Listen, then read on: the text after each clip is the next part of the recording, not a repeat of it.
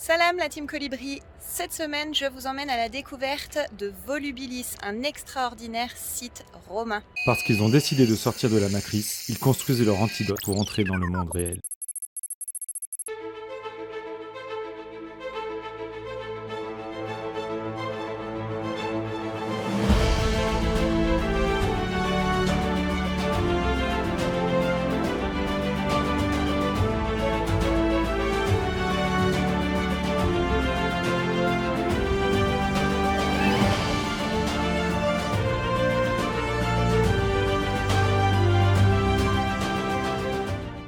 Volubilis. Cette ville au joli nom de fleurs figure sur la liste du patrimoine mondial de l'UNESCO.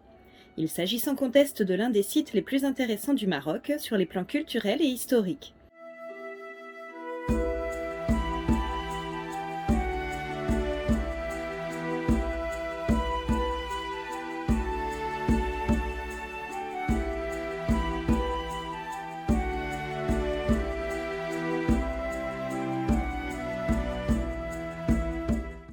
Ces ruines romaines sur lesquelles plane encore le souvenir du roi de Maurétanie Juba II se dressent absolument superbes au beau milieu de la plaine, comme un défi au temps.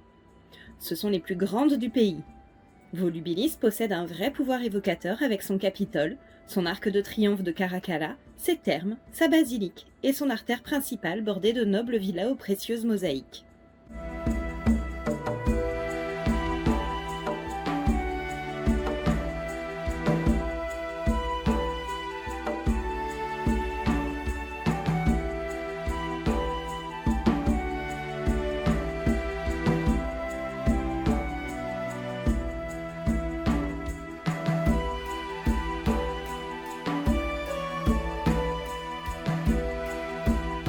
La date de sa fondation est imprécise, mais on pense que le site était déjà habité au néolithique avant d'abriter des colonies phéniciennes et carthaginoises, puis de devenir l'une des capitales de Juba II, roi de Maurétanie, vers les premières années de notre ère, qui réussit à conserver une indépendance vis-à-vis de Rome.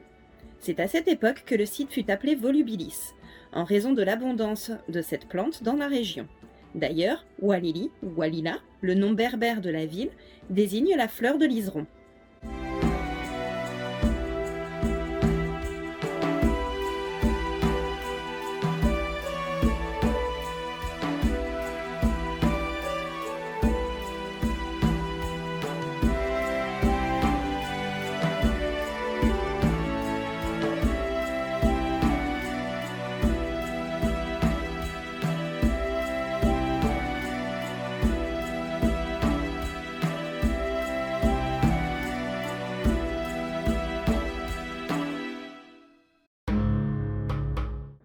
Volubilis n'intégrera officiellement l'Empire que dans les années 40 de notre ère.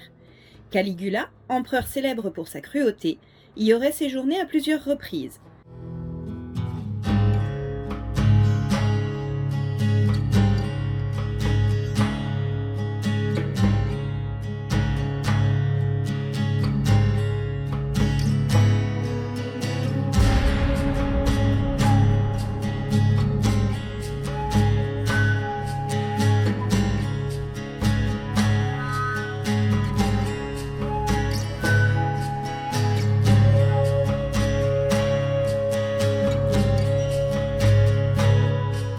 Rendue prospère grâce au commerce de l'olive, du blé et du gibier, la ville se dota au IIe et IIIe siècle de magnifiques monuments et de remarquables demeures au sol, couverts de mosaïques de toute beauté, symbole de son âge d'or.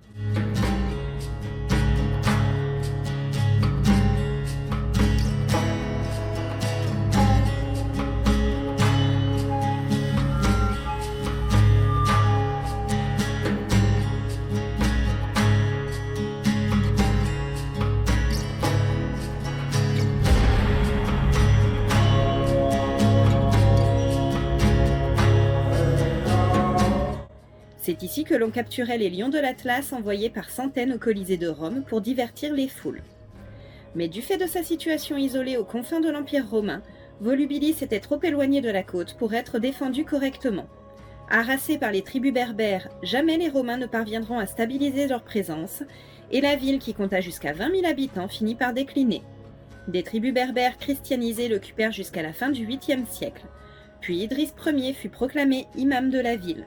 Volubilis reprit alors le nom de Walili, qu'elle portait au temps de Juba II. Le site fut abandonné après la fondation de Fès, surnommée l'Athènes de l'Afrique. En 1755, le séisme qui anéantit Lisbonne renversa aussi les quelques monuments de Volubilis épargnés par le temps. À la fin du XIXe siècle, le site fut identifié et fouillé par des archéologues français.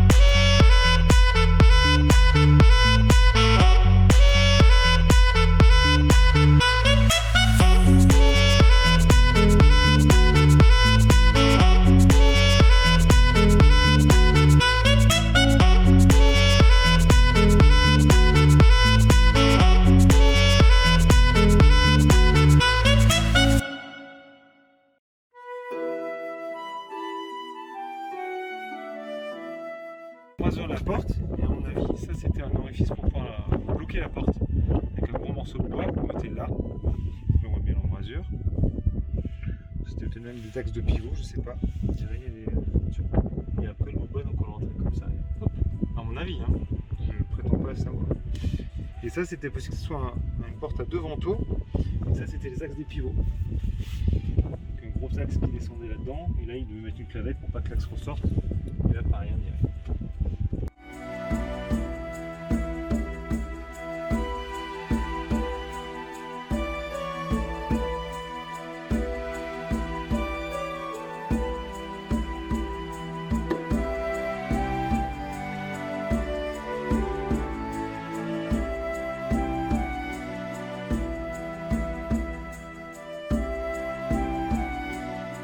réseau d'égout.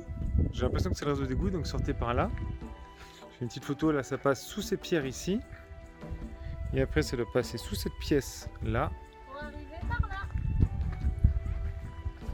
C'est impressionnant la profondeur des fossés que ça faisait, leurs égouts. C'est arrivé là, ça c'est le tour de cette pièce. Il y a un autre bout de tunnel qui sort de droite là. Ça se rejoint peut-être dans l'angle là-bas. Je vais voir si on peut voir mieux, mais c'est pas facile. C'était impressionnant leur réseau d'égouts.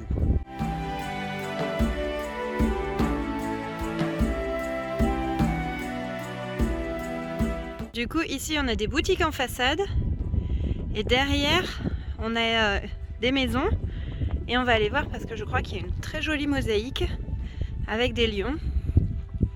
On va aller voir ça.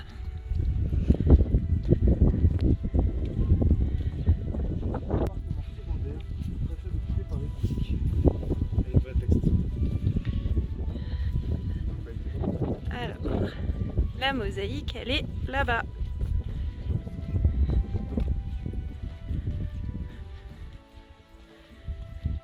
Elle est là, la mosaïque.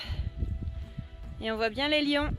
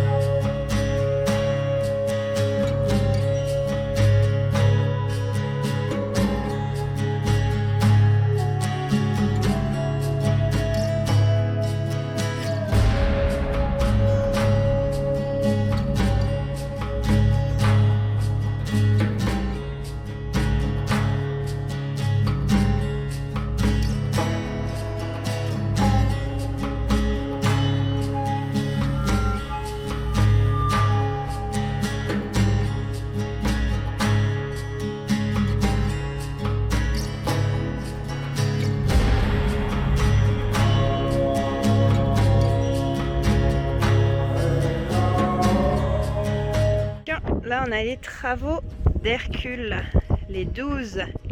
Est-ce que vous arriverez à les reconnaître ?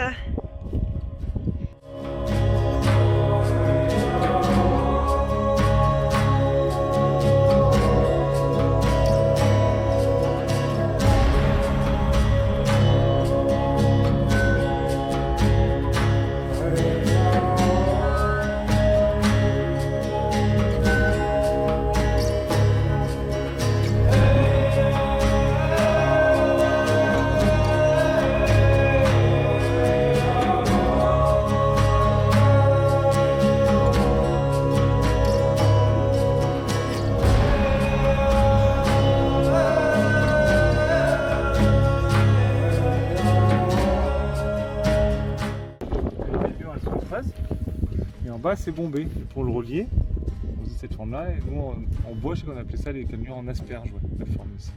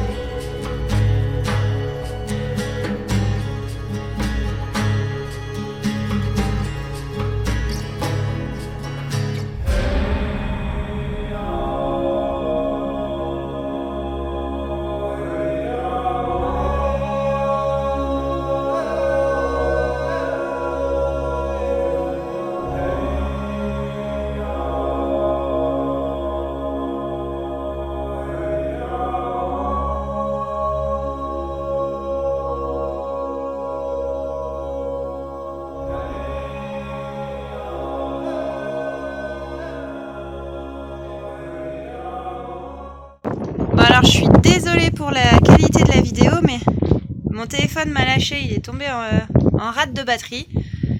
Du coup, voilà la reconstitution du moulin, du pressoir, pardon, à huile. Voilà, donc comme vous le voyez, là on a la meule à olive. Ici, on a le poids qui va venir faire pression sur la partie d'en haut qu'on a vu tout à l'heure, qui presse les nasses d'olive pour en extraire l'huile. Je sais pas.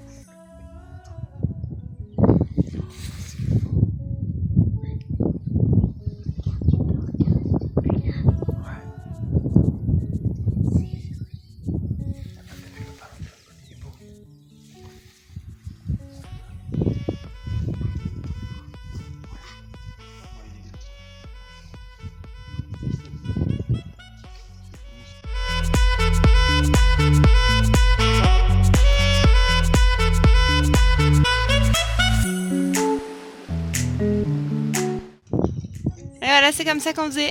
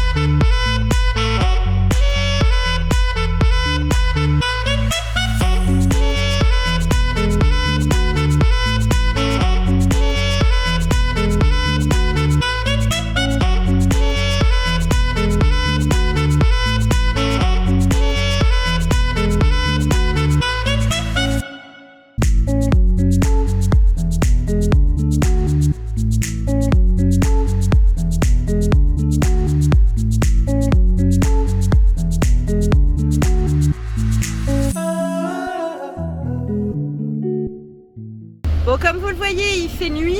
On est le 13 décembre. Il est 20h et quelques. Et en fait, il fait tellement lourd qu'on est en train de rouler avec les ventilateurs. Limite à mettre la clim. Voilà, j'espère que cette petite vidéo vous a plu. N'hésitez pas comme d'habitude à liker, commenter, partager, vous abonner si c'est pas fait. À très vite.